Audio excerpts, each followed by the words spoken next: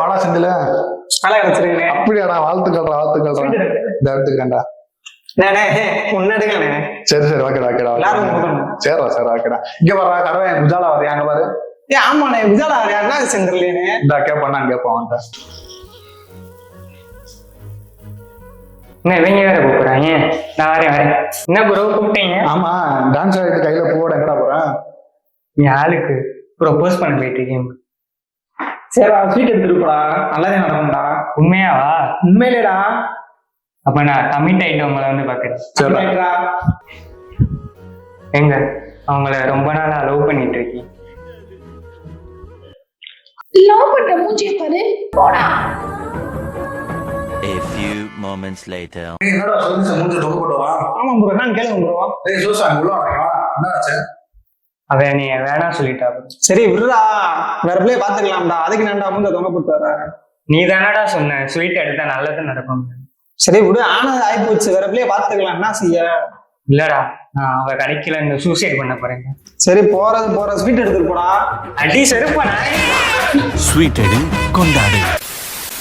ஒரு பண்டிகை இல்லாட்டி ஒரு நல்ல விஷயத்த இனிப்போட ஸ்டார்ட் பண்ணணுங்கிறது இந்தியர்களோட விருப்பம். அப்படி இனிப்போட தொடர்ற எந்த ஒரு விஷயமும் சக்சஸ் ஆயிரும் அப்படிங்கிறது மக்களோட நம்பிக்கையா இருக்கு. எதுக்கு? எங்க அம்மா சொல்லியிருக்காங்க எந்த ஒரு நல்ல காரியம் ஆரம்பிக்கிறதுக்கு முன்னாடியும் ஸ்வீட் சாப்பிடணும்னு. இதுல குறிப்பா வருஷம் பூரா இனிப்பே சாப்பிட மாட்டேன்னு சொல்றவங்களுக்கும் ஒரு நாள் முழுக்க ஸ்வீட் சாப்பிட வைக்கிற ஒரே பண்டிகை தீபாவளி. ஐயா கும்பிடு குருசாமியின் தீபாவளி வாழ்த்துக்கள். ஏன் தீபாவளிக்கும் தித்திக்கும் தீபாவளி நல்வாழ்த்துக்கள் தான் விஷஸ் கூட பண்ணுவாங்க. தீபாவளிக்கு வீட்டுல செஞ்சு சாப்பிட்ற பலகாரங்கள்லாம் போய் இன்னைக்கு ரெடிமேடா இருக்கிற ஸ்வீட்ஸ் அண்ட் ஸ்நாக்ஸ் நம்ம வாங்க ஆரம்பிச்சிட்டோம். அப்படி ரெடிமேட் ஸ்வீட்ஸ் சொன்ன உடனே நம்ம மூளைக்கு ஃபர்ஸ்ட் ஸ்ட்ரைக் ஆகுற பிராண்ட் ஹால்திராம்ஸ் இந்த பிராண்டு பெரிய ஹைப்பர் மார்க்கெட் சூப்பர் மார்க்கெட் ஆரம்பிச்சு சின்ன சின்ன பொட்டி கடையில கூட நம்ம அந்த பிராண்டை பார்த்திருக்கோம். ஹால்திராம்ஸ் எப்படி இவ்வளவு பெரிய பிராண்ட் ஆச்சு, இவங்களோட டிஸ்ட்ரிபியூஷன் டெக்னிக்ஸ் என்ன, ஸ்ட்ராட்டஜிஸ் என்ன, இவங்களோட டர்ன் ஓவர் என்ன அப்படின்றது டீட்டெயிலா இன்னைக்கு வீடியோல பார்ப்போம். முதல்ல ஹால்திராம்ஸ் அப்படிங்கிற பேர் எப்படி வந்துச்சுன்னு பார்ப்போம், அதோட அர்த்தம் என்ன அப்படிங்கிறதும் பார்ப்போம். 1937ல ராஜஸ்தான் ஸ்டேட்ல பிக்கானீர் என்ற மாவட்டத்துல கங்கா பீஷன் அகர்வால் அப்படிங்கிறவரால ஆரம்பிக்கப்பட்டதுதான் ஹால்திராம்ஸ். கங்கா பிஷனோட குடும்ப தொழிலே ஸ்நாக்ஸ் அண்ட் ஸ்வீட்ஸை தயாரிச்சு விற்பனை செய்யறது தான். கங்கா பிஷன் வெள்ளன்னு இருப்பாரு, அதனாலேயே அவங்க குடும்பத்துல அவரை ஹால்தின்னு செல்லமா கூப்பிட ஆரம்பிச்சாங்க. ஹால்தினா ஹிந்தியில மஞ்சள்னு அர்த்தம். பிற்காலத்துல இதுவே ஹால்திராம்ஸ் அப்படின்னு பேர் வருது காரணமா இருந்துச்சு. முதல்ல நம்ம அவரோட ப்ராடக்ட் பத்தி பார்ப்போம். அவர் என்ன ப்ராடக்ட் வச்சாலும் யூனிக்கா ஒண்ணு செய்வாரு.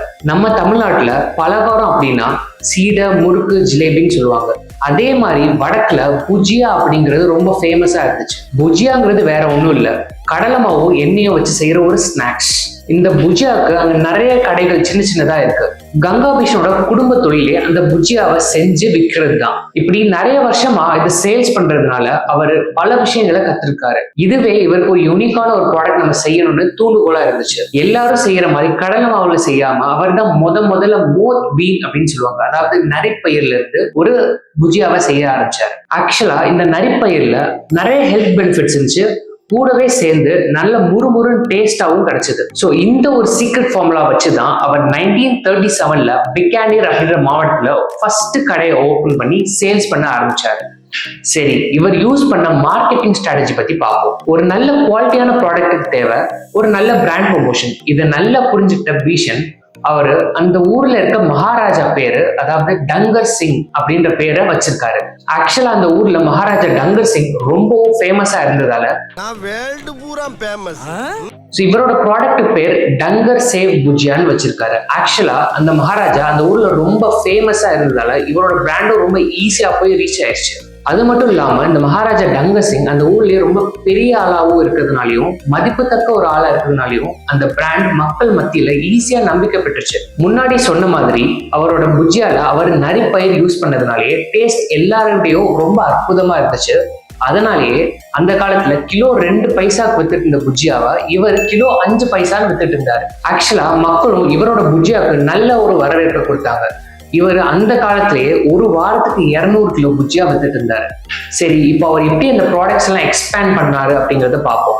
இந்தியாவில் தொடங்கப்பட்ட ஹால்திராம்ஸ் அப்படிங்கிற பிராண்டு 80க்கும் மேற்பட்ட நாடுகளுக்கு எக்ஸ்போர்ட் செய்யறாங்க. 410 SKUs வச்சிருக்காங்கன்னு சொல்றதே ரொம்ப பெருமையான ஒரு விஷயம் தான்.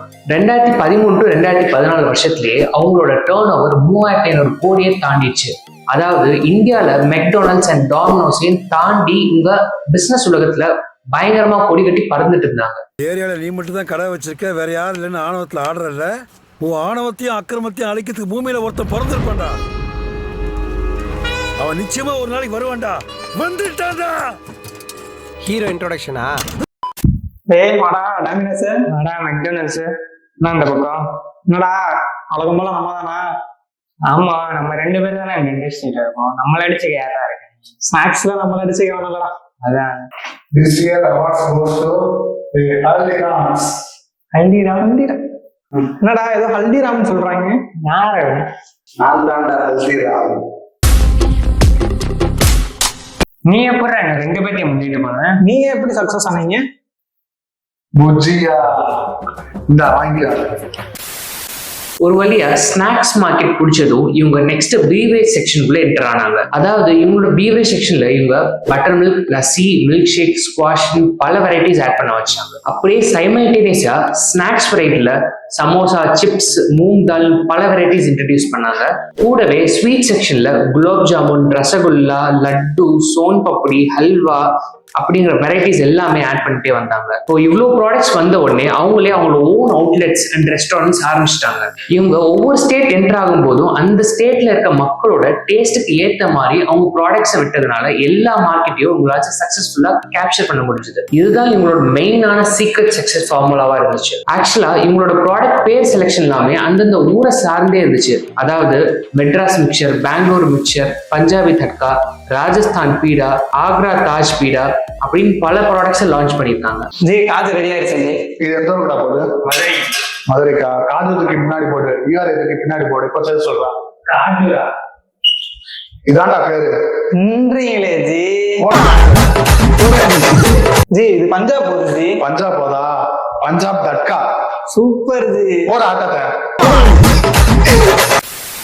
பெரும்பாலும் ஹால்திராம்ஸோட இனிஷியல் சக்சஸுக்கு காரணம் அவங்களோட வெண்டாஸும் டிஸ்ட்ரிபியூட்டர்ஸும் தான். கூடவே அவங்களோட பேக்கிங் டிசைனும் அவங்களுக்கு ஒரு தனித்துவமான இடத்த கொடுத்துச்சு. ஒரு நம்கீன் இல்லாட்டி ஸ்நாக்ஸ் அதை உடனே சாப்பிடணும், அப்படி இல்லாட்டி அது கெட்டு போயிருங்கிற விஷயத்த உடைச்சு முதல்ல இவங்க தான் ஒரு பேக்கிங் ஸ்டாண்டர்டை செட் பண்ணாங்க. இவங்களோட பொருளை நைட்ரஜன் வச்சு ஃபில் பண்ணியிருக்காங்க. இதனாலேயே அவங்க ப்ராடக்டை ஓபன் பண்ணாம 6 months வரைக்கும் வச்சு சாப்பிட முடியும். கூடவே தரமான மற்றும் கலர்ஃபுல்லான ஒரு பேக்கிங் டிசைனால எந்த ஒரு ஃபெஸ்டிவல் வந்தாலும் இவங்களோட ப்ராடக்ட் தான் நமக்கு முதல்ல ஞாபகம் வருது. ஹால்திராம்ஸ் கிட்ட இருக்கிற இன்னொரு சிறப்பு அம்சம் என்னன்னா, முதல்ல அவங்க ஸ்டார்ட் பண்ணும்போதே ரீட்டைலர்ஸ், ஹோல்சேலர்ஸ், டிஸ்ட்ரிபியூட்டர்ஸ் அப்படின்னு எல்லார்கிட்டையும் ஒரு நல்ல ரிலேஷன்ஷிப்பை வச்சிருந்திருக்காங்க. இதுவே ஹால்திராம்ஸோட ப்ராடக்ட்டை ஒவ்வொரு மூல முடுக்குலையும் கொண்டு போய் சேர்க்கறதுக்கு ஒரு முக்கியமான காரணமா இருந்துச்சு. ஹால்திராம்ஸோட ப்ராடக்ட் எக்ஸ்பென்சிவ்னு ஒவ்வொரு வாட்டியும் மக்கள் நினைக்கும் போது அவங்க ப்ராடக்ட் பிரைஸை உடனே குறைச்சு மறுபடியும் சேல்ஸை பூஸ்ட் பண்ண ஆரம்பிச்சிருவாங்க. 1950ல ஹால்திராம்ஸ் தன்னோட மனைவியை கூட்டிட்டு கொல்கட்டால ஒரு கல்யாணத்துக்கு போறாரு.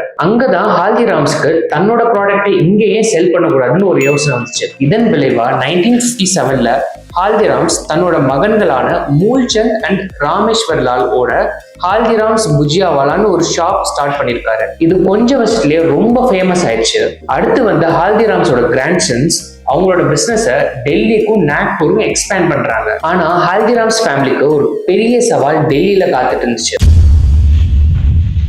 டெல்லியில ஒன் ஆஃப் த பிக்கஸ்ட் மார்க்கெட்னா சாந்தினி சௌக் மார்க்கெட்னு சொல்லலாம். இங்க ஆயிரக்கணக்கான கடைகள் இருந்துச்சு.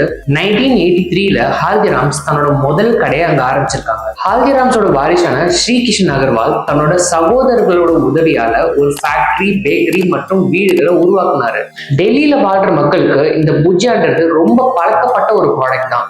அதனாலேயே இந்த ப்ராடக்ட் அவங்க யூனிக்கா ஒவ்வொரு மக்கள்கிட்டையும் கொண்டு போய் சேர்த்திருக்காங்க. ஆனா அடுத்த வருஷமே 1984ல டெல்லியில ஒரு மிகப்பெரிய போராட்டம் நடந்துச்சு. அங்க நடந்த சீக்கியர்களுக்கு எதிரான வன்முறையில இவரோட வீடு, ஃபேக்டரி மற்றும் பேக்கரி எல்லாமே தீயினால கொளுத்தப்பட்டுச்சு. ஆனா இது எதையுமே தலையில ஏத்திக்காம சோர்ந்தும் போயிடாம ஸ்கிராச்ல இருந்து இவங்களோட பிசினஸ் மறுபடியும் ஆரம்பிச்சிருக்காங்க. இதுக்கப்புறம் இவங்களோட பார்வை மகாராஷ்டிரா பக்கம் விழுந்துச்சு. சிவ்கிஷன் மகாராஷ்டிரால இருக்கிற நாக்பூர்ல இவரோட ஃபேக்டரிய தொடங்குறாரு. ஆனா இங்கதான் இன்னொரு சவால் காத்துட்டு இருந்துச்சு. மகாராஷ்டிரா மக்களுக்கு ஸ்நாக்ஸ்ல பெருசா அறிமுகம் இல்லாம இருந்துச்சு. ஸ்வீட்ஸ்லயும் லோக்கல் ஸ்வீட்ஸ், குலாப் ஜாமுன், லட்டூஸ் குறைவான அளவுலயே சாப்பிட்டுட்டு இருந்தாங்க. இந்த விஷயத்தை தனக்கு சாதகமா பயன்படுத்தி அந்த மக்களுக்கு பிடிச்ச கேஷ்யூ வச்சு ஒரு ஸ்வீட் செய்யணும்னு யோசிச்சாங்க.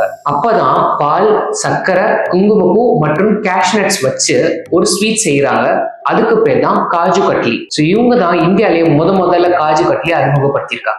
இத அறிமுகப்படுத்தின ஹால்திராம்ஸ் முதல்ல எல்லாருக்கும் ஃப்ரீயா சாம்பிள்ஸ் கொடுத்து ப்ரமோஷன் பண்ணியிருக்காரு. இந்த சுவையை பிடிச்ச மக்கள் அதுக்கப்புறம் 100 கிராம், 250 கிராம், 500 கிராம் அடுத்தடுத்து வாங்க ஆரம்பிச்சிட்டாங்க. இன்னும் வரைக்கும் இயர் ஆன் இயர் இந்த காஜு கட்லியோட மார்க்கெட் சைஸ் ரொம்ப அதிகமாயிட்டே இருக்கு. வருஷம் இந்தியால மட்டும் இல்லாம வேர்ல்டு பூராவுமே இந்த காஜு கட்லியோட மார்க்கெட் இன்க்ரீஸ் ஆயிட்டே இருக்கு. இப்படி பண்ணதுனால வெறும் 3 வருஷத்துல ஹால்திராம்ஸ் தன்னோட சேல 400 டைம்ஸ் மகாராஷ்டிரால பெருக்கிருக்காங்க. இது போக நாக்பூர் மக்களுக்கு சவுத் இந்தியன் ஃபுட்ஸான தோசை, இட்லி மேல மிகப்பெரிய ஒரு ஆர்வம் இருந்துச்சு. இதை கரெக்டா கண்டுபிடிச்சிருக்காரு சிவகிஷன். இவர் சவுத் இந்தியன் ஃபுட்ஸுக்காக தனியா ஒரு ரெஸ்டாரண்ட் ஆரம்பிச்சிருக்காரு. அந்த ரெஸ்டாரண்ட் வச்சு மக்களை மறுபடியும் வர வச்சிருக்காரு. அப்படி ரிப்பீட்டடா அவங்க ரெஸ்டாரண்ட்டுக்கு வர்ற மக்கள் கிட்ட ஃப்ரீயா புதுசா அறிமுகம் பண்ணின ப்ராடக்ட்ஸ் எல்லாத்தையும் இன்ட்ரடியூஸ் பண்ணதுனால இவங்க என்ன ப்ராடக்ட் லான்ச் பண்ணாலும் மக்களுக்கு பிடிக்க ஆரம்பிச்சிச்சு. ஃபைனலா ஒரு ப்ராடக்ட் சக்சஸ் ஆகும்னா அதோட தரமும் சுவையும் தான் முக்கியமான ஒரு விஷயம். ஒரு சின்ன பொட்டிக்கடையில இருந்து பெரிய சூப்பர் மார்க்கெட் வரைக்கும் இவங்களோட ப்ராடக்ட் கிடைச்சதுனால மக்களுக்கு இந்த பிராண்ட் மேல பெரிய ட்ரஸ்ட் கிரியேட் ஆச்சு.